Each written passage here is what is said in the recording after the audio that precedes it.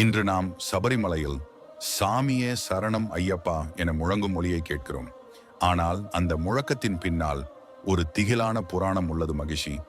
மகிஷாசூரனின் சகோதரி தனது சகோதரனின் மரணத்தின் பழியை எடுக்க சிவனிடத்தில் தவம் இருந்து மனிதனாலும் சாதாரண தெய்வங்களாலும் அழிக்க முடியாத வரத்தை பெற்றாள். இவ்வரத்தின் பேராசையால் அவள் உலகை ஆட்சி செய்ய தொடங்கி மானிடரும் தேவர்களும் அவளின் கொடுமையால் துயருற்றனர். இதை முடிவுக்கு கொண்டு வர சிவபெருமானும் விஷ்ணுவும் தங்களது சக்திகளை ஒருங்கிணைத்து மணிகண்டனாகிய ஒரு தெய்வீக குழந்தையை உருவாக்கினர்.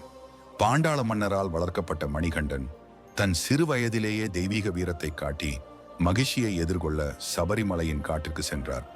மகிஷி பல்வேறு விலங்குகளின் வடிவத்தில் தாக்கினாலும் மணிகண்டன் தனது வல்லமையால் அவளை வெற்றி கொண்டார்.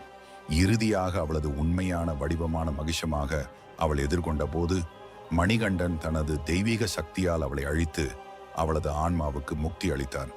இந்த வீர காவியத்தின் நினைவாக ஐயப்பனை இன்று வரை பக்தர்கள் சபரிமலையில் சாமியே சரணம் ஐயப்பா என முழங்க வணங்குகிறார்கள்.